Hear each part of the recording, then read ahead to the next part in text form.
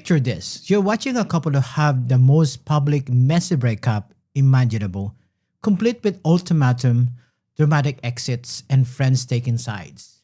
Then 3 days later, they're back together, posting happy photos like nothing happened. Except this couple isn't just embarrassing themselves on social media, they are auditioning to run the country. Welcome to the coalition drama that's dominate Australian politics this week. It's a story that has everything: backroom ultimatums, policy shopping, list, crypt leadership hint, and enough political chatter to make reality TV producer jealous. But here's what makes this fascinating. Beneath the surface drama lies much deeper story about power, trust, and the fundamental fracture reshaping conservative politics in Australia. Let's start with what actually went down. David Littleproud, the national leader, essentially walked into a meeting with Liberal leader Susan Lee, carrying what amounted to a political ultimatum disguised as a shopping list. Four demands, not requests: lift the nuclear moratorium, commit to a 20 billion regional Australian future funds, grant supermarket divestiture powers, and guarantee universal services obligation for mobile coverage. Now, here's where the story gets interesting. Multiple sources suggest there was a fifth unspoken demand: shadow cabinet solidarity, essentially asking the Liberals to promise they'd never publicly disagree with National's position. It's not a lie. He just didn't say it. So look, I wasn't in the Albury meeting last Thursday with Susan, with That's Michael McCormack, the former Deputy Prime Minister, essentially confirming that Littleproud wasn't completely transparent to his own party room about what he was demanding. Think about that: the leader of a major political party potentially keeping his own MPs in the dark about crucial negotiation. According to the party room sources, McCormack was one of the most vocal opponents of leaving the coalition, but felt obligated to support the majority decision. This tension between private conviction and public loyalty would become a crucial as the week unfolded. When the Liberals didn't immediately agree, the National did something unprecedented. They publicly walk away from a partnership that's been the foundation of conservative politics since 1940s. Well, Tom, I guess I'm relying on the media reports that are coming out of Canberra today that it seems to have been a positive meeting so far with our Liberal colleagues, and I'm hopeful, as I have said earlier in the week, that there will be a chance for a coalition agreement to be reached. I genuinely believe that for the future of rural and regional Australia, our best opportunity is obviously if we're in government, and the only way we can be in government is in partnership with the Liberal Party. So, I'd be hopeful that today's meeting's gone well. I'm yet to see any official reports from that meeting, but I remain optimistic that we'll be able to work something out in the days ahead. Chester comments reveal the mathematical reality both parties know but rarely say out loud. The Nationals need the Liberals far more than the Liberals need the Nationals. Without this partnership, both parties are consigned to permanent opposition. But here's what's fascinating about the breakup. It wasn't really about the policy. These were all positions that coalition had already taken to the election. The real issue was respect, recognition, and who gets to call the shots. The National framed this as a standing up for regional Australia, while the Liberals saw it as being held hostage. Both narratives contain elements of truth, which made the eventual resolution both immutable and fragile. Fast forward 72 hours, and suddenly we're hearing about magical reunion. The Liberal Party room apparently agree in principle to those four policy demands. But let's decode what in principle actually means in political speak. It's like saying you'll consider doing the dishes. It sounds committed while preserving the maximum wiggle room for later. Remember Matt Canavan?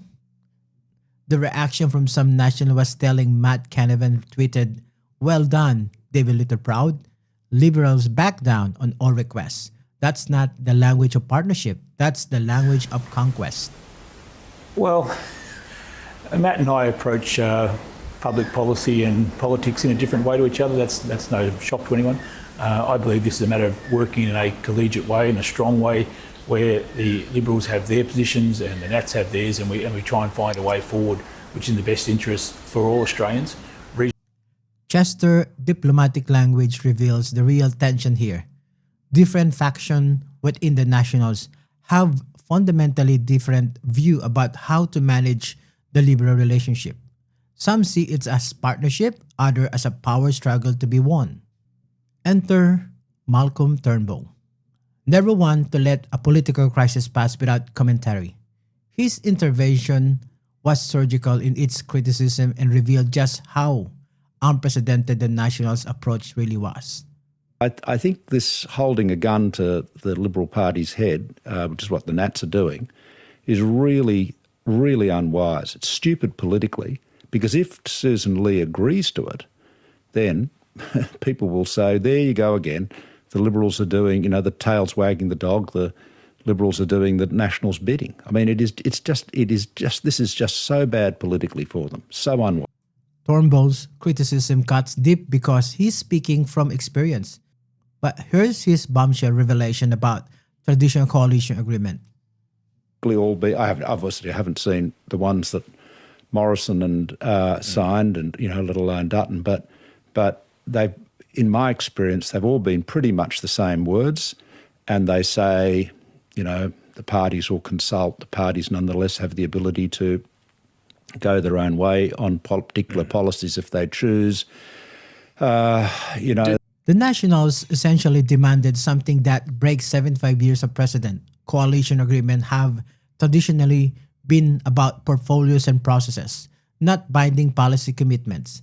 This suggests either desperation or a fundamental misunderstanding on how this partnership actually works.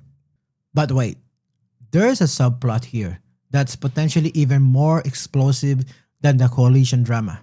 Because Michael McCormack just deployed what might be the most loaded phrases in Australian political history.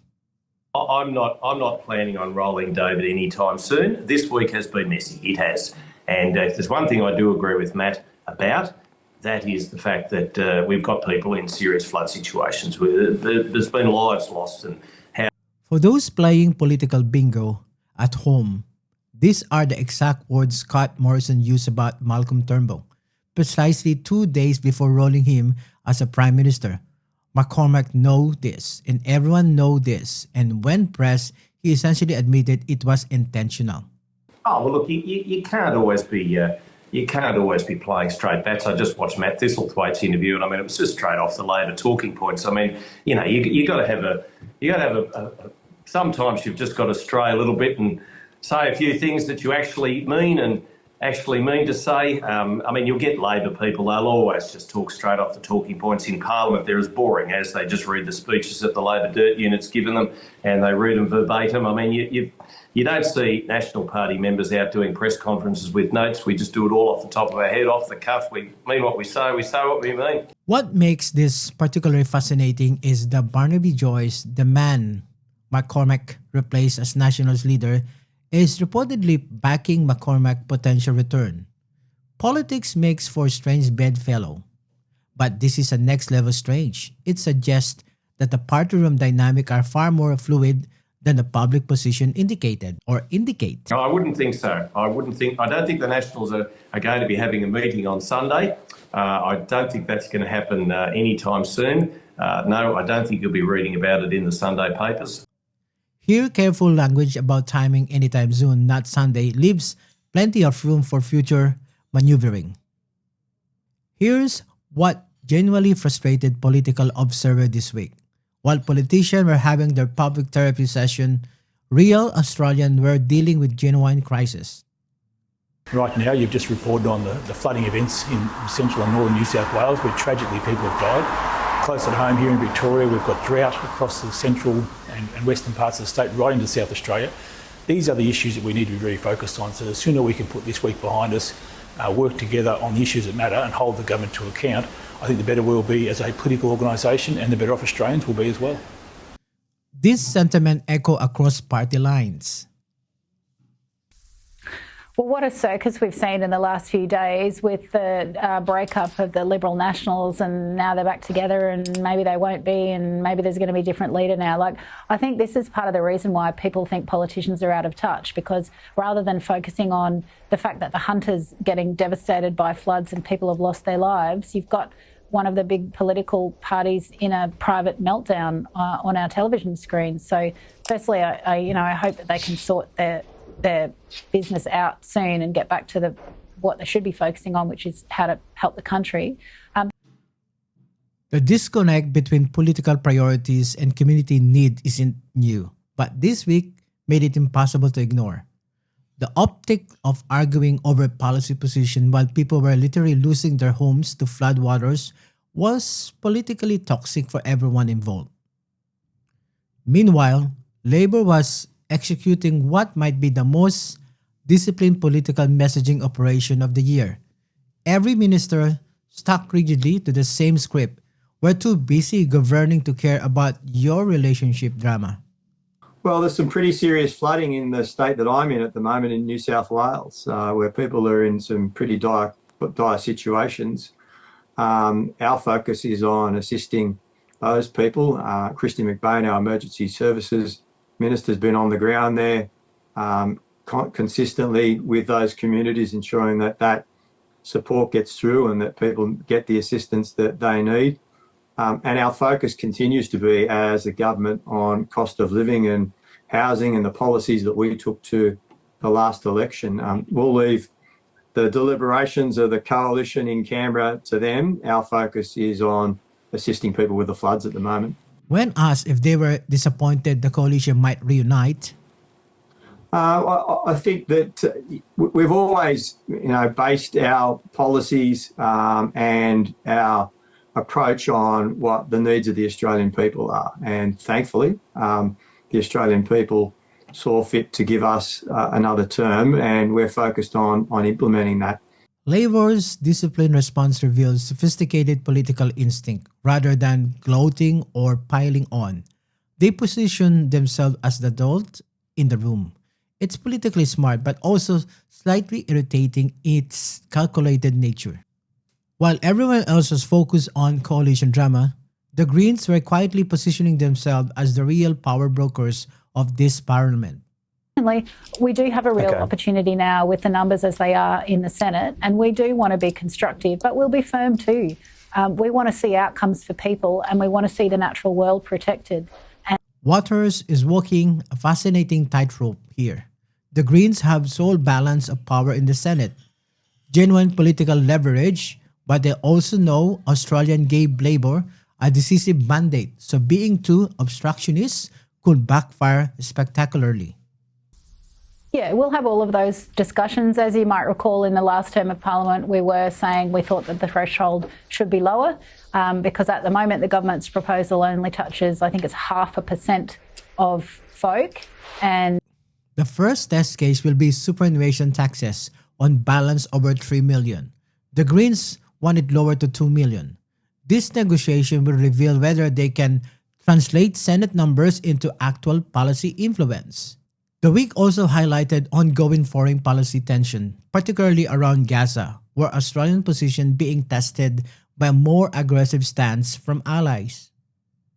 Well, we've been pretty consistent in the approach that we've taken, and we're not alone in doing that. We've joined 20 other nations again this week who've been calling for that aid to get to the people as quickly as possible. And we've made strong words to the Netanyahu government to ensure that aid does get through as quickly as possible. The Greens, predictable, want Australia to go further. We've got real atrocities and starvation and just awful things happening. We're not going to stay silent about that when our country could be part of heaping the pressure on to change that outcome and to have lasting peace and a ceasefire and the return of hostages and self-determination for that region. I think Australians want us to be a force for global peace, and we're proud that we have the courage to say those things. This isn't just about foreign policy. It's about the Greens testing how far they can push Labor on progressive position. every negotiation becomes a proxy for broader ideological battles. So, what does this week actually reveal about the state of Australian politics? First, coalition unity is far more fragile than anyone wants to admit. The speed of both the breakup and reunion suggests underlying structural problems that can't be solved with policy agreement. But we were given a précis of obviously what was said and the vibe of the meeting. I've spoken to all four people who were in the meeting, but you can only go on the information given. The Nationals were quite strident in their views that we needed to leave the coalition on Tuesday. I would never have gone out and said anything other than backing the party decision, because that's what you do. Majority rules. We're in a democratic party, but it was leaked out that I had been most forceful in my comments about staying in the coalition, and I was, and I did vote to stay in the coalition. The majority of the party did not. I think some of them might regret that decision now, but that's a matter for them. But the important thing is we get the coalition back together. McCormack's admission that the party room members regret the breakup decision reveals internal dissent that won't disappear just because they're back together on paper. Second, Malcolm Turnbull criticism about early policy commitments reveals sophisticated strategic thinking. But I also think the demands of the National Party here are very, very unreasonable at this stage of the political cycle. I mean, the next election's 3 years away. You don't know what the economy is going to be like then. You don't know what anything's going to be like that, really. And so it's far better to be totally flexible on policy at this stage. The Nationals have essentially locked themselves into a position that could look catastrophic in 3 years. What if the 20 billion regional fund becomes economically reckless during a recession?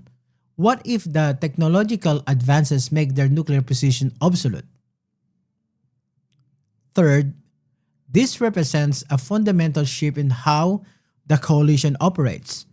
Traditional partnership based on mutual respect and shared assumptions are being replaced by explicit demands and public ultimatums. This drama didn't happen in a vacuum. It reflects deeper changes in Australian conservatism that go beyond personality conflicts or tactical disagreements. The Liberal National Coalition has traditionally worked because both parties face similar electoral pressures from Labor. But modern electoral geography is more complex. The Liberals need to win seats in diverse suburban electorates, while the Nationals defend increasingly specific on rural constituents. Chester identifies the core tension policy that helped Nationals hold regional seats might actively hurt Liberal chances in suburban marginals. These mathematical problems won't be solved by policy agreement. The coalition needs to gain approximately 20 seats to form the government. Almost all those seats are suburban areas where supermarket divestiture and nuclear moratorium might not resonate with voters worried about mortgages and childcare costs. So, where does this leave Australian politics, heading into what promises to be a fascinating parliamentary term? The coalition reunion might be official, but the underlying tension remains unresolved. Leadership speculation around David Littleproud won't disappear just because Michael McCormack hasn't formally challenged yet. Labor gets to govern while their opponents figure out whether they want to be an opposition or continue their public relationship counseling. That's a significant political advantage, but it also creates pressure to deliver on their own promises. The Greens emerge as a potential kingsmaker, but with the influence comes responsibility. Their first major test, the superannuation negotiations, will reveal whether they can translate Senate numbers into actually policy outcomes. The real test comes when Parliament resumes in July. Can the coalition maintain unity under pressure? Will Labor discipline messaging survivor contact with actual governing challenges? Can the Greens balance constructive negotiation with their activist-based expectation? Here's the bottom line. This week wasn't really about policy positions or coalition agreements. It was about respect, power, and the future direction of conservative politics in Australia. The fact that a 75 years partnership could fracture so publicly over policy they'd all agree to weeks earlier revealed fundamental structures problems that won't be solved by papering over the crack. But perhaps most importantly, it's highlighted the ongoing disconnect between political priorities and community needs. While politicians argue about portfolio distribution and policy nuances, Australians dealt with floods, drought, and cost of living pressures. McCormack writes about this. The question is whether his party and the broader political class learn anything from this week's chaos. As we head into what could be a defining parliamentary term, the old certainties of Australian politics are breaking down. Coalition partnerships that seems permanent are proving fragile. Policy positions are becoming negotiation tools rather than governing principle. Leadership stability is increasingly temporary. What emerged from this instability could reshape Australian politics for a generation. The coalition reunion might have ended this week drama, but it's likely just the first act in much longer political transformation. The marriage is back on, but both parties are clearly still in counseling. I'm Miguel Santos. Thank you for watching, and this is today's rundown.